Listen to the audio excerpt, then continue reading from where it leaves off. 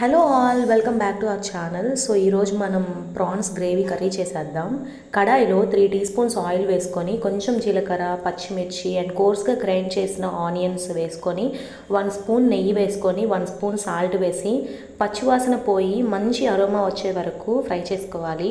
ఇప్పుడు ప్యారలల్గా 1 కేజీ వరకు క్లీన్ చేసి పెట్టుకున్న ప్రాన్స్లోకి 1 టీ స్పూన్ కారం, పావు teaspoon salt and 1 spoon homemade garam masala, కొంచెం కరివేపాకు అండ్ అల్లం వెల్లుల్లి పేస్ట్ వేసుకొని ఈ మసాలా మొత్తం ప్రాన్స్కి బాగా పట్టేలాగా మంచిగా మిక్స్ చేసుకోవాలి.